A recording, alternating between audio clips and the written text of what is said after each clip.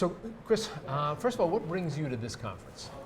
Well, Siena Education Services is a partner of American Ed TV, and we actually have a lot of partners here attending as well. And we're in New York City to support the event. Tell me about Siena. What does it do? Siena started really with an idea that compliance and technology could be married and provide some continuity into the education sector. So we do primarily three things. We consult on a regulatory basis mainly. We write and license software, and we write and license curriculum. When you talk about consulting on a regulatory basis, what would that mean to people who were here as entrepreneurs or educational companies? Sure. The start of Siena came out of, I was in-house counsel for a large network of schools, and my business partner was the EVP over operations and academics. And we saw a real need from a compliance standpoint.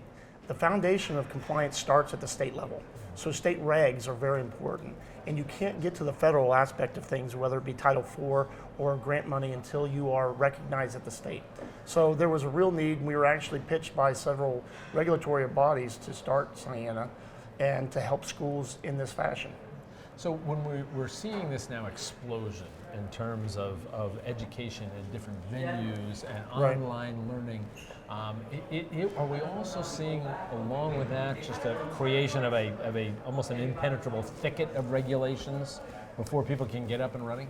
Yeah, it's very tough to navigate. In fact, the dialogue between the federal aspect of things and the states still haven't been a cohesive unit. Why do you think that is? Why haven't they sort of married their dialogue? Much like in any other sector of society, they've had trouble marrying anything.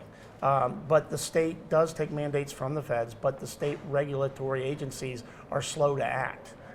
They have to follow the legislative process. But the reality is everything starts at the foundation level, at the state, not the Fed.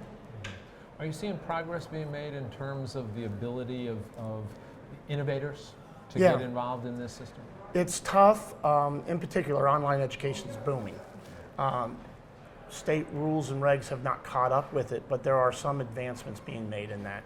And in fact, we're here today talking with a lot of online educators, and we are working with state agencies to improve that. One of our biggest partners is NASAPS, the National Association of State Administrators and Supervisors of Private Schools, that do lead and help try to promulgate some rules, if you will, to help streamline that. Last question for you. Looking to the future and what you do and what you're seeing happening out there, are you optimistic about where the future is going to take us in terms of improving the quality of education and the quality of the delivery process for education? Very, very optimistic, because the technology's there. We just need to now formulate a process by which we can work with the states to where, and the schools, to be able to improve those processes, if you will. Okay. And you see that happening, hopefully?